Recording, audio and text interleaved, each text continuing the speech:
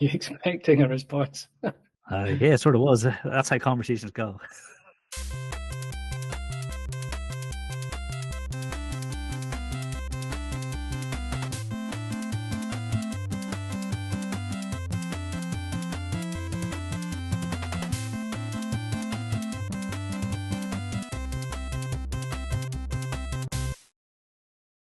Welcome to Thinking Deeply About Primary Education, the podcast that makes time and space to think about pedagogy, teaching and learning, professional development, anything of interest to time-poor but enthusiasm-rich primary teachers.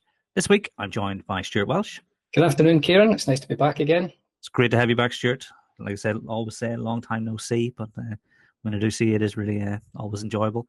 We're going to explore curricula, when to change, when not, and various other things to do with the decisions that school leaders might be thinking about. But first, Stuart, what you reading for?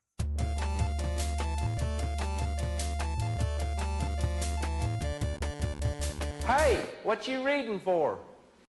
Well, Kieran, I have been dipping back into a book that I bought a number of years ago. In fact, something I bought almost at the beginning of my teaching journey. For anyone that's actually viewing, here it is here. It's The Calculus Story, A Mathematical Adventure by David Aitchison. And I think it's actually quite relevant for our conversation on curriculum today, because this is a great book that has sort of multiple purposes. It's not just an introduction to the sort of technical side, the mathematical side of calculus, but it also gives a really rich historical context. And I think a lot of us will know Newton, Leibniz, and the sort of calculus wars, etc. But it's just lovely to hear all that deep history. And the beauty about this book is that it isn't just about calculus. There's so many lovely little results and surprising little outcomes that calculus has produced for us. So I think this is a really important book because it's rich in subject knowledge, the sort of knowledge that students should be exposed to. And so teachers, when they're moving through to prepare students for calculus or teaching them calculus, to be able to enrich it with the kind of the story that's woven through this branch of mathematics, but also so many other branches of mathematics, it's only going to increase the kind of awe and the wonder and that appreciation for mathematics as a discipline and as a sort of contributing factor to our own history. So great book, The Calculus Story, A Mathematical Adventure by David Aitchison. What about you, Kieran? What are you reading for? That sounds fascinating. I'm going to borrow it next time I'm over. Hopefully you'll finish it by then. I just started listening to an audiobook. It's Sam Friedman's Field State. I think it was published yesterday or released yesterday. And it's about how we got to the point where not much in Britain really works and how we can perhaps fix it over the coming year. So reasonably well-timed release for this one. And, anything Sam writes is worth reading, worth paying attention to. And so far, this is no exception. But I'm looking forward to it. I think it's 6 hours in total, so I'll probably have finished it by the time this episode goes out. So the title of this episode, Stuart, refers to the idea that quite often school leaders, their minds can turn to a change of curriculum, perhaps when things aren't going well or when outcomes aren't where they want them to be. But regularly people will ask me, what should I change to? And I think it's important to sort of state from the start that we're sort of scheme agnostic in this chat, or curriculum agnostic, and almost come to a point from our personal experience. Now, I think always makes sense to start with definitions. So we're going to use the word curriculum, but what do we mean when we use it? Because I think it can encompass quite a lot of things. You're absolutely correct in terms of curriculum being sort of viewed in different ways by different people. And I think we'll get into the meat of why schools make the decision to change a little bit later on. But defining curriculum is very, very important. And I've spent some time talking with teachers and doing this exact task. And it's really, really interesting to hear the variety of responses you get when you say to a group of teachers, tell me what you think is a definition. Can we come up with a definition of curriculum? And so I've looked at this over the years, over the last 120 odd years, and way back at the early 1900s, John Dewey was talking about curriculum, and I've got it noted down here, being a continuous reconstruction, moving from the child's present experience out into that represented by the organized bodies of truth that we call studies. The various studies are themselves experience. Beautifully phrased from Dewey there. Quite hard to really pin down what that definition means, but I do like this idea of a continuous reconstruction. But as we go through the decades in the 1900s, the definitions change a little bit. 1957, the curriculum is all the learning experiences planned and directed by the school to attain its educational goals. Now that, for me, hints at something more formal, something more kind of clearer and more prescriptive, perhaps. And again, toward the end of the 1900s, we've got McBrien and Brandt in 1997. Curriculum refers to a written plan outlining what students will be taught, so a course of study. Curriculum may refer to all the courses offered at a given school or all the courses offered at a school in a particular area of study. And then just the final one I want to share here before we sort of talk about these is the Indiana Department of Education in 2010. Curriculum means the planned interaction of pupils with instructional content, materials, resources, and processes for evaluating the attainment of educational objectives. And I think that last one is huge, really. That's now saying it's not just a list of what they're to learn, it's a detailed description of how that's to be conveyed and the materials that to work on. And in there in curriculum, there's also some measure of checking progress and recording attainment. So really sort of interesting, I think, evolution of some of the kind of key figures in education and the way that they've defined curriculum. So it does leave me in my mind with some sort of definition that I could go for, but I think I'd like to hear first of all what your thoughts are. I like where the University of Indiana are going with that, because when I use the word curriculum, it typically refers to a broad set of component parts, where, it's everything working in tandem towards this one goal, of pupils being better at mathematics than they were when they started the journey through this curriculum. And so, I like how that's evolved. And I think that certainly whenever I use the word, it can mean many, many things. And that's probably not helpful. And it probably, requires a little bit more specificity in certain contexts and in certain situations. But if we're talking about this unit, this thing, then curriculum is almost, we've always said it's not just a list, but it's the pedagogy that comes with it. It's the tools that teachers have that are supported by the structuring of the questions and the presentation of the materials and stuff like that there. Well, I think we're going to pretty much agree on this, but just to backtrack to something that you said there reminds me of a point that was made by my friend Chris McGrain a while back. And he basically just said a curriculum is more than a list of textbook chapters. And I've worked in schools where the curriculum has been a list of textbook chapters. And we're going to maybe get into textbooks a little bit later on. But what always sort of surprised me, but doesn't surprise me now, is that they were never taken in sequence. Every department, every head of department seemed to think, in this department, I need to start with chapters 1 and 2, but then skip to 5 and do 7 and then go back to 3. And I just have this picture of every single department doing a slightly different sequence. And my question would be, why? And is there a correct sequence in there?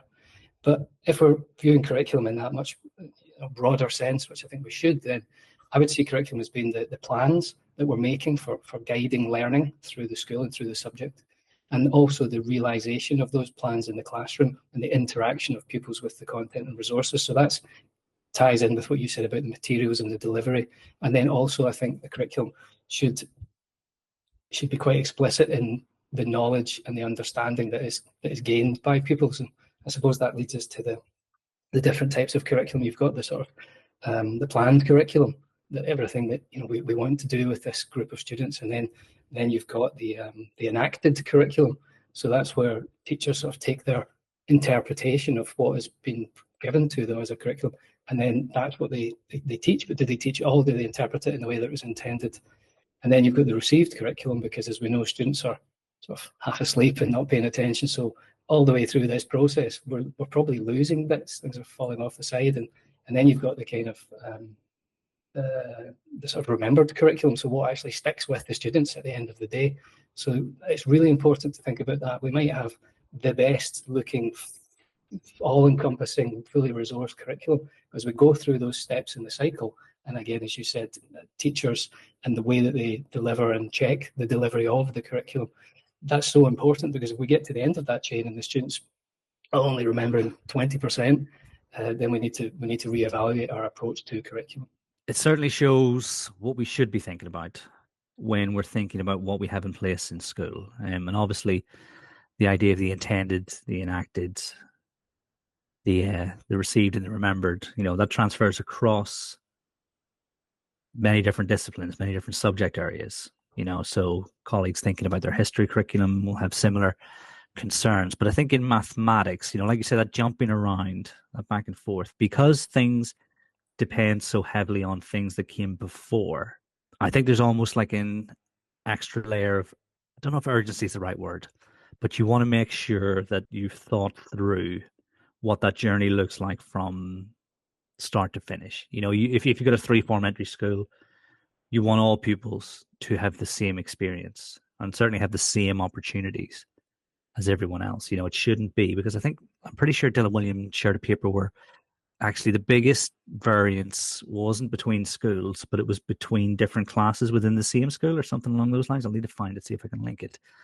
But, you want to guarantee that no matter who you've got for your teacher this year, the class who are adjacent to you, everyone's getting the same high quality deal, the best possible mathematics education. And I think it's just extremely important, because we know that if things go wrong, or not even go wrong, if the foundations aren't laid early on, then that has a massive impact on what happens later on. I was reading a paper which was published recently where they said that the sort of learning gains made in the first couple of years of school, as pupils come into reception and year one, they're a really, really good predictor of what happens at the end of high school, so at the end of secondary school. And, obviously, to be fair to these guys, lots of people make these claims, and I always take them with a pinch of salt, but they also outlined here the things that we couldn't control for instance, the type of instruction those pupils received. But I think the study was robust enough to suggest that actually, there's some really important stuff going on there. And I think that impacts curriculum, because, and mathematics in particular, because there are other subjects where the grammar isn't as linear, and you can do this and that, and obviously the connections you make between the different sort of themes will really benefit pupils, but it's not always essential. And so I'm totally with you there. And I think when we think of curriculum, and when we are going to discuss curriculum in this episode, we're definitely thinking about the sum of many parts, and the sort of the ways that we can help pupils make sense of mathematics, which is ultimately, I think, the goal. So with that in mind, quite often when a change is required, the curriculum or the resources that a school is using can have their head on the post before other things. Is there ever a time when we should change curricula, or we should consider making changes to the curriculum available to our pupils? I was sort of smiling there as you were saying that curriculum's neck is maybe sometimes on the block ahead of other things. And that phrase, sort of baby with the bathwater, was going through my head. It can be relatively easy to just say, let's get a new textbook. Let's switch up the curriculum, change the scheme, rather than perhaps tackle some of the deeper rooted issues about why things are not, as you said earlier, going well. And I think we can probably dig into that a little bit later. Your question was, is it ever appropriate, or is there ever a time when we should be changing a curriculum? And right now, my stance on this is yes, it is. Because I think that although we're talking about a body of knowledge in mathematics that largely hasn't changed for hundreds of years, really, I think a curriculum needs to have some mechanism in it to be self-checking, to make sure that it is having the desired result, the desired outcome. And one of the major outcomes for schooling is to prepare students for life after school. And we are living in an evolving and changing world. And a really great example, I think, in mathematics is data. And students in school just now need to be statistically literate, need to be able to interpret data, make sense of it, and make better decisions. More so, I think, than they have, at the end of the last century, for example, or before. And so I think that it is appropriate for schools to change the curriculum, but for the right reasons. And one of those reasons might be changing needs within society or changing needs in the job market, feedback from employers. It might not necessarily be that you always have to be freshening that curriculum out every year because you've had a meeting of business leaders and they said we need more of this. But I think there's definitely scope to at least evaluate the effectiveness of the curriculum for the desired outcomes for those students. And we have to also say that although I believe maths can be taught really, really effectively with essentially just a marker and a board, technology is here with us and does present a whole load of different opportunities, especially when it comes to dynamic sort of geometry type software. And perhaps if we're talking about curriculum as being more than just a list of outcomes, about being also resources and experiences, then yes, we should be looking at integrating technology and other digital solutions if they're going to help build deeper understanding, deeper conceptual understanding. It's also the case that year after year, certainly my experience of my early career in Scotland, when end of year exams were done, the principal assessor, the head of the exam body or board, would produce a report, and you could predict what would be in it. Children are still no good at this, that, and the next thing. They don't get better at the same things. And so then maybe we do look at curriculum and we say, well, where are we introducing this? Is it too early? Is it too late? What comes before it? Can we make some structural changes, not necessarily content changes, but structural changes, which may well have the effect of reducing those gaps or those deficiencies in student attainment. I don't think we should be changing curricula every time a new political party comes into power, because education is a big thing in politics. People think that parties should be improving education. That's definitely true, but it doesn't necessarily mean let's whip out the old and bring in a brand new curriculum, spend millions on writing one, when those resources, that money and the time might be better spent in improving the quality of teaching, the delivery of that curriculum. Yeah, I mean, I definitely agree with that. I mean, obviously we're focusing our attention on the sort of the curricular decisions that school leaders that have control of, and because I assume that for most of the big providers, the option would then be to update with reference to the new national expectations, wouldn't it? And I mean, for me, I think you've got to make sure that it's the sequence or the resources that are the issue, and you can only really do that through testing them for an extensive period of time, because a lot of the first year of using something new is just getting used to it.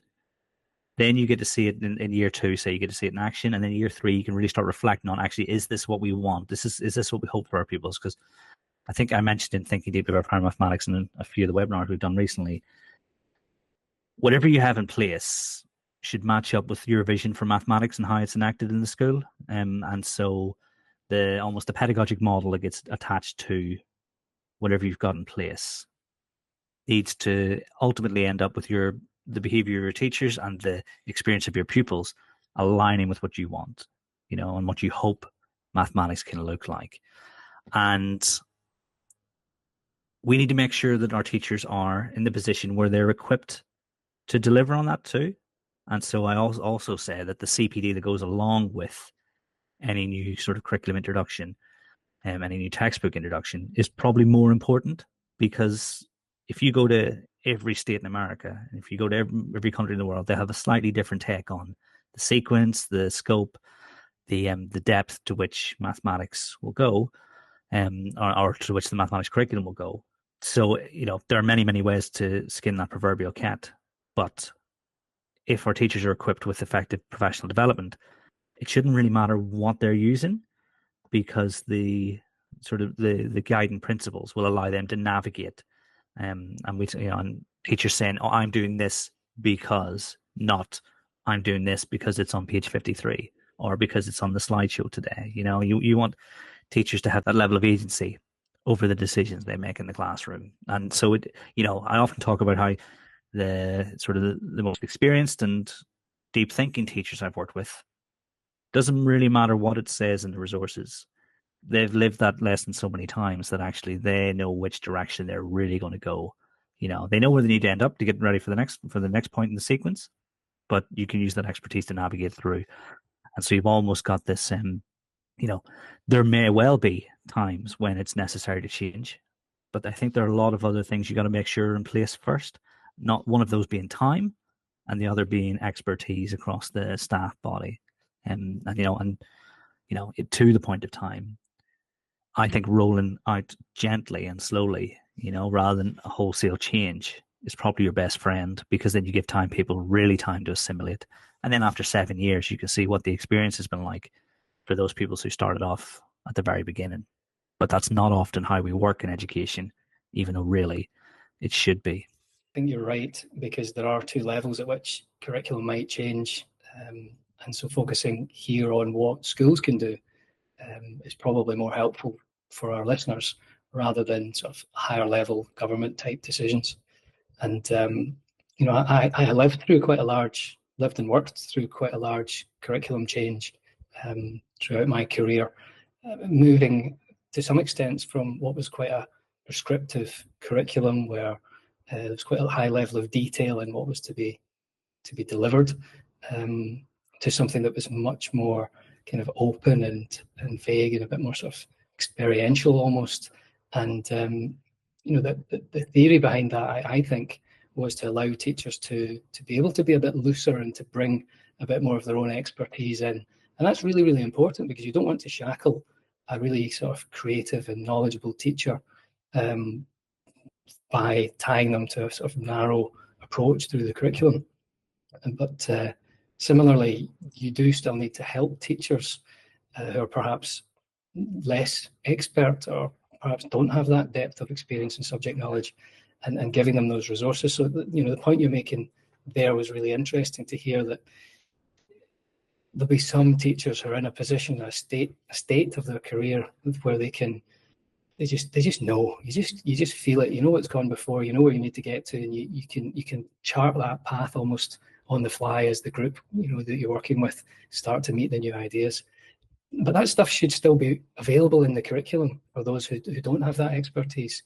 And that's where you can lean on more experienced, highly expert teachers to help flesh out that curriculum. So to some extent, curriculum probably needs to be designed by more than a handful of people. You need to be bringing in a lot of wisdom to try and create the best that you can. But the first thing that you said there was about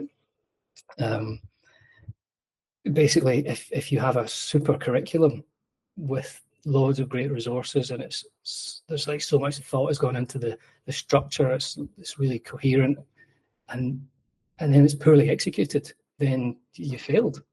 So it's so important that we get the balance right. And I would go as far as to say, is if you have invested in your teachers to an extent that they're able to really accurately ascertain what the group in front of them know, and know what to do about that, and know how to move them forward from their sort of current level of their knowledge to the desired level. If you've really invested in teachers that can have those skills, then maybe you don't need to sort of spend so much time and money and energy on the curriculum, because you've got this really powerful sort of workforce, these teachers that are able to work within and around the curriculum that is laid out in front of them. If someone is considering changing their curriculum, they probably have spent a lot of time. I mean, you'd hope they would have spent a lot of time whenever they were bringing it in, or certainly someone would have analysing it for high quality and sort of saying, okay, what does this tell me about how mathematics will look? Now, obviously, you've written textbooks in the past. I mean, secondary textbooks, but I think the principles generalize. What sort of things should they be looking for in terms of ascertaining the quality of the resources they have available to them? It might be a new maths lead's come in and gone, actually, this doesn't feel right. What sort of things should they be looking at if they're thinking, okay, maybe a change is necessary? And it's worth probably just picking up on that kind of textbook idea. So certainly when I was at school, the textbook was my curriculum. It really was, page 1 to page 350.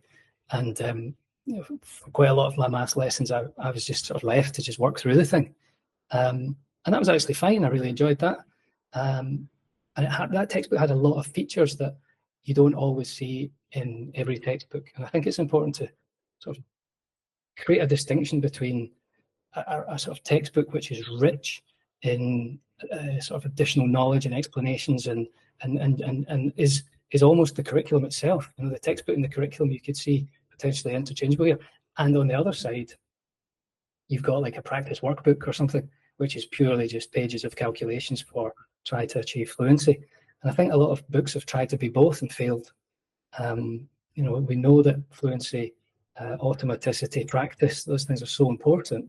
But in some of the really rich textbooks that I've encountered, and particularly in international schools that are maybe following the International Baccalaureate, those books are huge and they're so full of wonderful stuff. There's barely any practice in them because there just isn't space. It's just all explanations, historical notes, investigations, things that you can try and do. There's no practice. So you need to, you know, keep that distinction in mind. But for me, I think, you know, a really great textbook potentially is something that a student could sit with. You know, a reasonably sort of switched on student with the motivation could sit and work through themselves.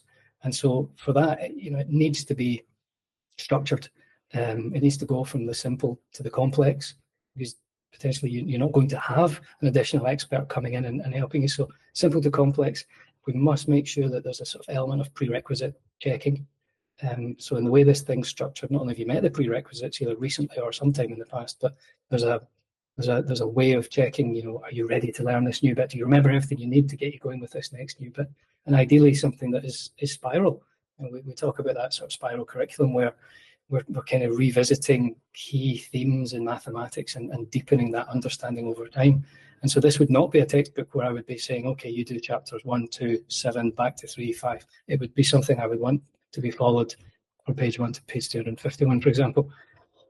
And we talked to lots of teachers, you and I, and so often, and basically throughout the 20 odd years I've been in education, problem solving is just always comes up as an issue. Students are not good at solving problems, and so we want to try and have a curriculum / textbook, because we're now using the two words almost interchangeably, that really does focus on developing that critical thinking and those analytical skills. Now, it's not easy to do, but if we can start to sort of add a little bit of an investigative element here, I'm not just saying, you know, chapter 5 is Pythagoras, go away and figure out Pythagoras' theorem for yourself, but to build in opportunities to sort of see those connections, to form patterns, to then make conjectures, to sort of generalize, and then have a nice, perhaps some sort of proof there.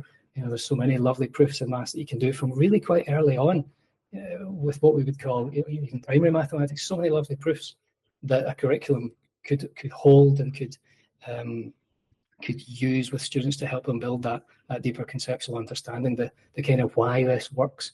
Because although you know, you can correct me if I'm wrong here, because you've got the primary background, but I believe, or at least don't burst my bubble here, my illusion, that younger students do approach maths with a bit of excitement and a bit of awe and a bit of, this is great, look at all these things we can do and I'm learning new stuff. And then somewhere at age 12, 13, 14 or whatever, they just completely lose that motivation. It's probably just coming to secondary school and meeting teachers like me, but the magic seems to go. And maybe it's because there's exams coming, everything gets a bit more assessment driven and it becomes more, you know, you need to know this, don't ask why, just learn this so you can pass the test type thing.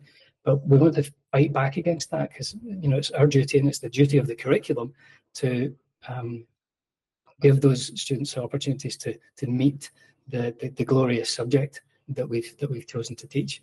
So, you know, I talked about opportunities for sort of building conceptual understanding and being able to conjecture, generalize, looking at proof. And I think alternative models, visual models in there. Something that I know from my experience with writing textbooks is that page real estate comes at a premium. If you can make this thing 300 pages instead of 350 pages, then that's great for production. So, you know, I think, and again, this is my impression, but some textbooks are lacking in, nice visual representations, or perhaps an extra couple of examples to show how this idea evolves, because it's just cost too much money. They wanted to keep the price tag of the book down and the production costs would be too high. You know me, Kieran, I like to chat on. And I think if I had free reign with a textbook, we'd be looking at 1,000 pages at least on these things. And you can understand that for sort of financial and business reasons.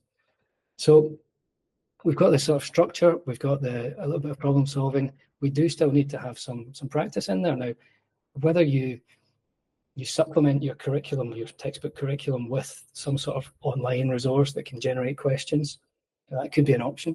But what you really want to have is a set of questions that are going to very cleverly sort of unpick the different quirks in the idea that you're teaching. So, looking to try and show the connection, show how things change when you double this number and half this number, look what happens. Or to really pull out those big misconceptions, so that the practice needs to be intelligently designed to allow students to sort of almost see for themselves the different sort of faces of this idea as it moves around through the mathematics. I mentioned it earlier, we live in a digital world, and so it may be that actually your curriculum or your textbook has got opportunities for some sort of technological integration. I'm thinking here there's a QR code in your textbook, you scan it, it opens up a well-known graphing software, and then you can actually start to manipulate a pre-programmed sort of graph or shape or whatever it is, and then you can do that along with the textbook guiding you through. Something like that, for me, is adding a richness that I know not all students get to experience. There's clearly quite a lot of things for people to consider. It almost feels as if you need a team working on this if you're making this kind of decision. Because if you're looking at things like the structure, the pedagogy that's built into it, because not at all options will have that assessment built into it. Those are habits and ways of working that teachers need to develop for themselves in a lot of instances. So you think about the pedagogy, you think about the structure, you're thinking about the questions on offer from a range of different angles. It's not a decision you make lightly. And then particularly when you think about how much it could potentially cost you, you don't make it lightly, because ultimately, we know how tight budgets are across England, across the world, perhaps. It really is important that we do this right. So, if anyone's actually thinking about it now, it might be that you're thinking about, well, this is a change I might implement it in December 24/January 25 after some serious thought. Sometimes there can be really small differences between like you mentioned the representations there, Stuart. There could be really small differences. Sometimes they can be huge. So you've got to think on that level, about the representations. Which resources do we have in school already? Because it can be a big outlay. You've got to think about what you've got, what expertise you've got, and where you hope to get to. So I think it goes back to that. And so spending time looking at the different options. I always say that, free samples should be available, and if they're not, why not? And quite often, the skeleton curriculum is free of charge, isn't it, in most instances? It's the additional, almost that premium model that you'll quite often find. Although whenever you get into the physical books, different story, because obviously you've got a big outlay on the actual copies. So I think it's identifying what's important to you as a leader, what you hope mathematics will look like, and then what are the different specifically mathematical elements that are important, but also what are the pedagogic elements that are important too, and then almost trying to find the right fit. But it's tough. There's no right answer, and you'll go into two really high performance schools doing an excellent job teaching mathematics. They'll have two totally different curricula in place, and they'll have two different approaches in place. But really, what matters is that we've spent the time thinking about it, and there are no shortcuts, I don't think, within that. I think that's really interesting, just to sort of unpack that a little bit further, because we're talking about compromises, aren't we? Cost is obviously huge. I suppose my vision for sort of curriculum and the resources is probably entirely digital. We have to, I think, be working toward a future where every child has got some sort of device with them at all times in school that allows them to access things, which hugely cuts down on production costs, and allows me to create my 1,000-page textbook. But there are elements within your curriculum and your textbook that are probably, they need to be there. They need to be very clear. It needs to be explicit for teachers. This is part of what we do, and this is how we're going to be doing it. And then there are other elements, like, for example, maybe additional challenge. So should your curriculum have for every mathematical idea some sort of stretch task or additional challenge type? The other way of getting around that, instead of building it into the curriculum, is developing your teachers so that they're all able to access a wide range of high quality tasks, and they know where to find them, and they know when they can get them. And to some extent that is still curriculum, because there's a resource thing there, but it's more about giving those teachers a little bit of freedom to draw in from a range or from a selection, rather than what's explicitly written into the curriculum. And the other thing that goes hand in hand with challenge is scaffolding and support. And I think that you would be looking at thousands of pages in a textbook if you were to start putting in huge amounts of scaffolding and semi-structured responses and all these things into every single textbook and every single exercise. And so again, that's where you want to be making sure your teachers have got the knowledge and the competence to be able to give the right level of support at the right time to those students. And so kind of circling right back around to what we said at the beginning, you don't want to just press the button on a new curriculum or a new textbook and then hope everything's going to work.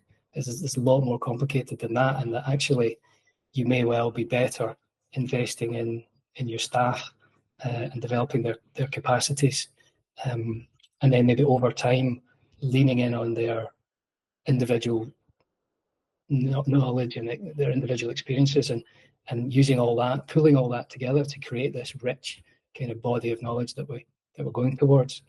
Something we haven't talked about, but I mentioned at the beginning in what you're reading for, is this sort of cultural relevance of our subject, and why is it that we study it, and why does it matter, and where has it come from, what influence has it had, why is it important? And you could build all that into your curriculum, into your textbook, or you could get all your teachers reading the calculus story and then have a chat about that and say, well, where in our curriculum can we start dropping in some of these ideas? And I think the glory days of teaching, when you could basically just shut your door and teach anything you wanted, it didn't matter, are long gone. But that was a time when teaching it had that freedom for people to really sort of put their own stamp on it. So you get real characters who are passionate about their subject, and those people still exist.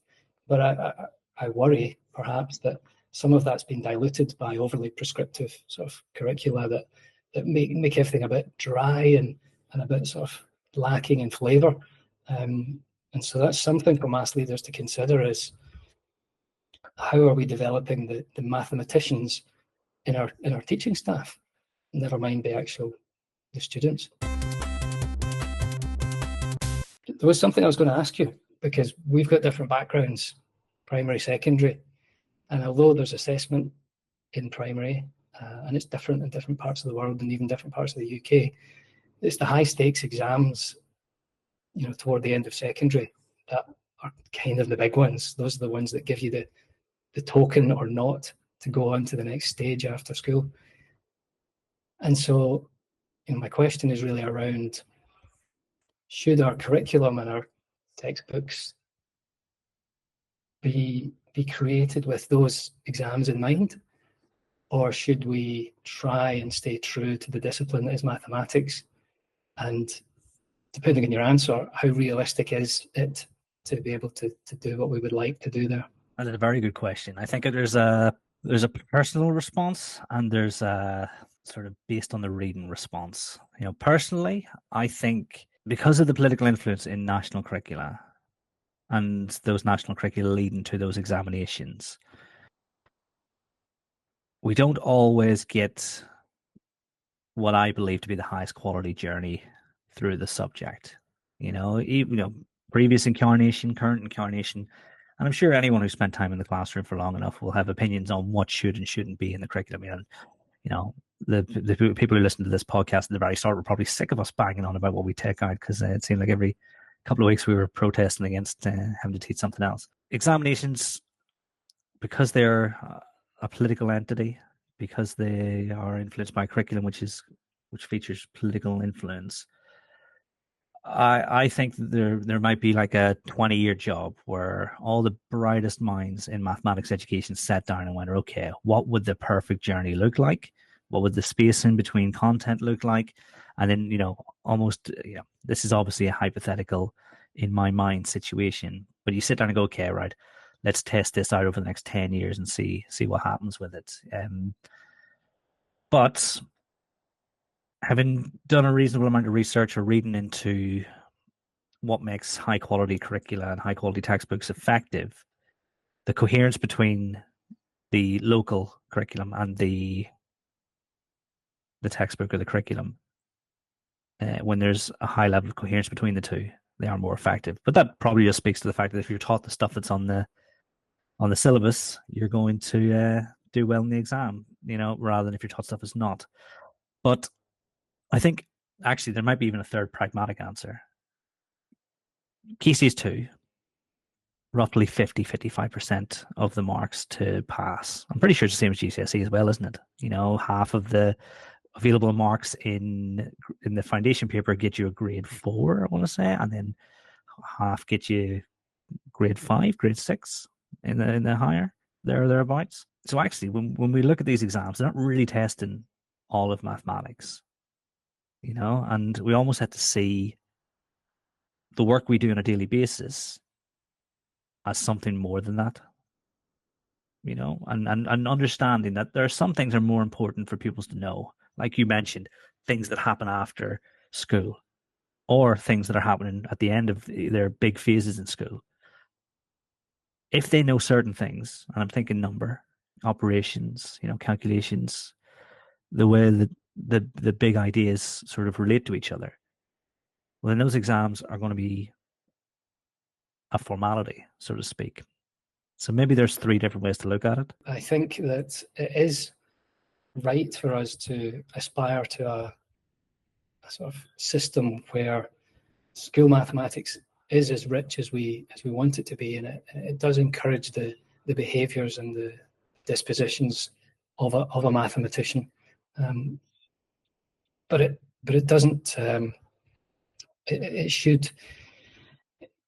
should mean that students who have, as you said, seen those broader connections and got to grips with those bigger themes that are woven throughout mathematics find the examinations just straightforward, and they become a byproduct of a bigger system.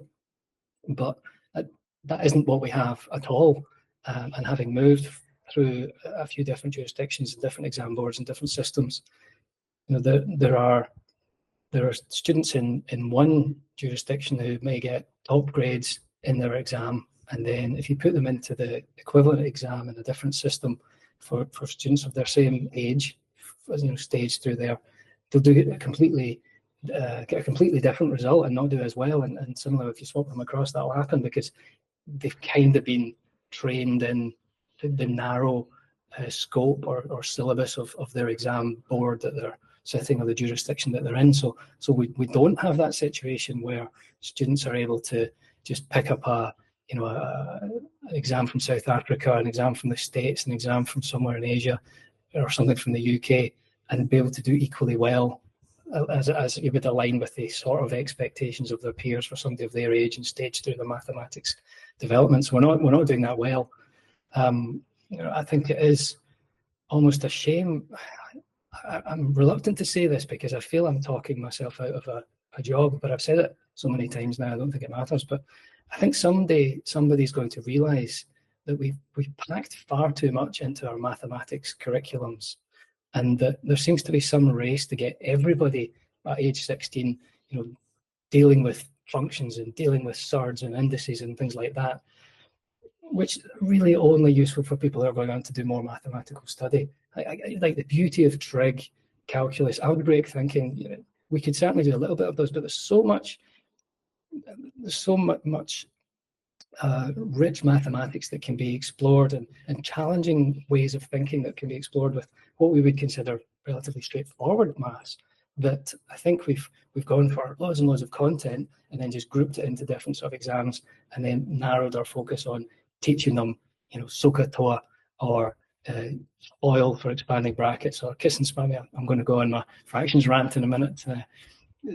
Because we've added far too much content, a mile wide and an inch deep, or whatever the phrase is, and not really developing any of the dispositions that we want. So then you have to ask yourself, at age 16, when they leave school, what is the sum total of their mathematical experience? A few sort of poorly remembered routines that they're going to forget. And is that really what our curriculum should be doing? Is that really what we want to aspire to? So, we could have another episode, I'm pretty sure, of me just ranting on about this. But we can do it well, and we should never give up on that sort of aspiration that we can develop a curriculum, but also importantly that we can develop our teachers to be confident and competent in delivering that curriculum. And I use delivering. I've used that word a couple of times now. We're not presenters. We're not there to cover the curriculum. Elliot Eisner maybe said our job is kind of to uncover the curriculum, and that's the exciting bit. That's where lessons go off on a tangent, and students say, "What about this?" And the teacher says, "I've never thought about that. Let's have a look at this." And that sadly doesn't happen at all. Really, there'll be one or two instances, but that's where the wonder still lies, and that's what we want to try and get back to. As your line manager, I can safely say that you talked yourself out of a job a long time ago, Stuart. So don't worry about now. Well, I appreciate that feedback. Yeah, you'll get it in writing soon, I'm sure. Just whenever the HR department are on it. Yeah, always a pleasure. All that's left to do is say thank you very much for joining me. Well, as you say, yes, always a pleasure. Thanks very much for having me, Kieran. And everyone at home, until next time, thanks for listening.